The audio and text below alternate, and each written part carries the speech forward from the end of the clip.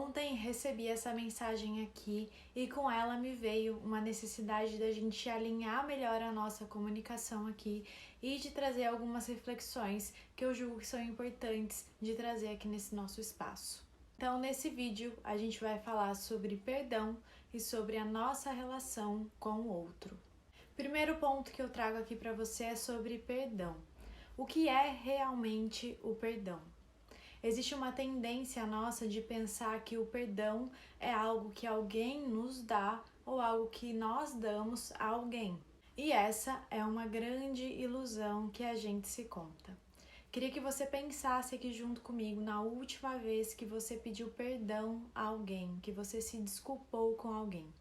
Provavelmente você teve uma ação que não era coerente com aquilo que de fato você acredita. Com isso você sentiu arrependimento, com esse arrependimento veio uma culpa, com essa culpa veio uma angústia de não saber lidar com o fato de que às vezes você vai sim errar na vida. E às vezes até um medo também de perder a pessoa na qual você possa ter magoado, na qual possa ter ficado chateada com essa atitude errada que você teve. Então o que a gente no fundo quer com o perdão que alguém nos dá é reduzir esses sentimentos que muitas vezes consomem a gente.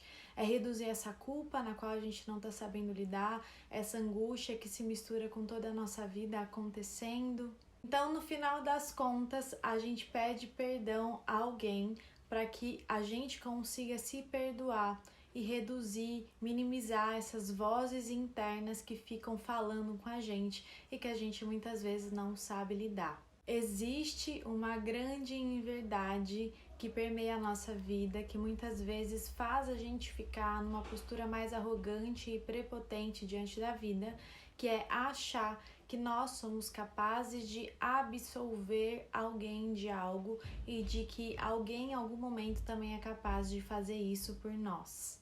Isso não significa que você deve parar de pedir desculpas ou parar de pedir perdão quando você pratica alguma ação que você não gosta e que te gera algum sofrimento e que não está relacionada, não está conectada com a sua verdade. Muito pelo contrário, a gente precisa se apropriar desse lugar de comunicar para o outro, para que o outro saiba das nossas reais intenções e para que também a gente se coloque abertos e dispostos a aprender com aquela relação e com tudo aquilo que a gente está vivendo diante dela.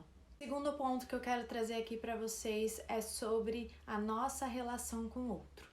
Você vai me ver sempre falando aqui da importância que é a gente trabalhar as nossas relações. Relações são canais e talvez são os espelhos mais verdadeiros que a vida nos dá para que a gente possa evoluir, se transformar, crescer e amadurecer. E nos últimos dias eu compartilhei com vocês aqui mais dos ensinamentos que a gente recebe a partir do estudo dos chakras e alguns convites que os nossos chakras básicos trazem para a nossa vida, de trabalhar a relação com o pai, relação com mãe e os nossos relacionamentos afetivos. Com isso, eu recebi muitos relatos de vocês compartilhando um pouquinho da história que acontece aí.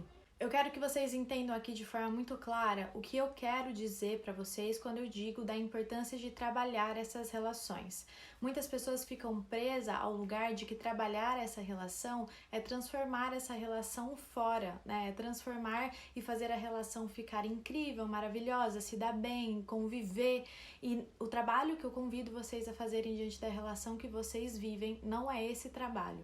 Porque esse trabalho, o que acontece fora, é uma consequência. Então não adianta a gente direcionar o nosso olhar para isso, ou melhor, só para isso, porque não existe transformação quando a gente está fora da gente. A gente só consegue realmente transformar aquilo que é nosso e quando a gente está dentro da gente observando os nossos padrões, as nossas crenças e as nossas questões.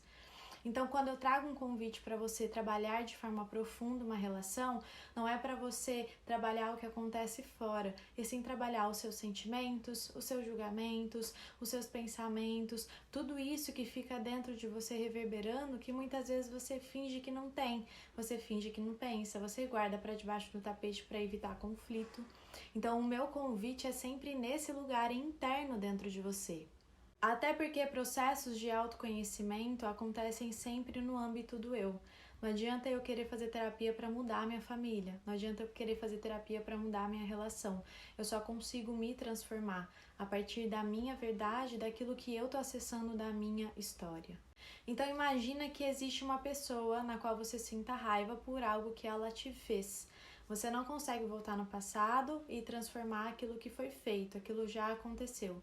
Você não consegue colocar mais ou menos culpa nessa pessoa, porque isso é uma questão dela e as ações que ela teve contigo realmente vão ter consequências para ela. Por isso que é importante a gente entender que não é a gente que absolve ninguém de nada, porque todas as nossas ações geram reações. Existem sempre consequências daquilo que a gente escolhe fazer na nossa vida. E é uma consequência que vai ser colhida de forma individual por cada um de nós. Então, nesse lugar, se a gente ficar preso àquilo que aconteceu ao passado, a gente deixa de olhar para a nossa vida. E essa raiva que está aqui acumulada dentro da gente, ela não cessa só porque a gente finge que ela não existe, só porque a gente finge não pensar naquela pessoa, só porque a gente não enxerga essa raiva 24 horas por dia. Se toda hora que a gente pensa naquela pessoa, essa raiva ela chega, essa raiva ela tá 24 horas por dia com você, mesmo que em alguns momentos você vá tapando ela com outras questões. E essa raiva a longo prazo, ela pode inclusive te adoecer. Por isso que é importante a gente entender que existem coisas nossas dentro de todas as relações que a gente vive que são só nossas e que é diante disso que a gente pode realmente trabalhar com mais consciência para se transformar e melhorar esses padrões em nós.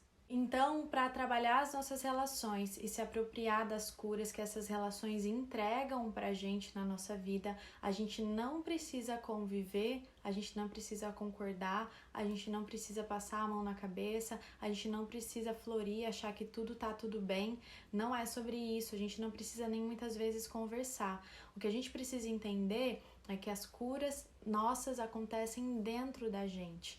Em todas as relações que a gente vive, em todas as situações que a gente vive, existe uma parcela que é nossa. E não é 50% meu, 50% do outro. É 100% meu daquilo que me compete, daquilo que só eu posso fazer por mim. Então, trabalhar as nossas relações é se apropriar desse lugar que é nosso, né? Não é um lugar de querer ser legalzinho com o outro ou bonzinho com o outro, muito pelo contrário, né? É muitas vezes dar os seus limites e trabalhar com aquilo que de fato é seu. Então, perdoar alguém não é passar pano, conviver, não é realmente florear toda essa situação. Perdoar alguém é trabalhar esse auto-perdão, né? Trabalhar essa lente para você se apropriar daquilo que é seu, só seu. Porque no final das contas é sobre isso que a gente tá aqui, né? Para isso que a gente tá. A gente não consegue transformar ninguém. A gente consegue contribuir com a jornada do outro e se apropriar realmente por aquilo que só é nosso.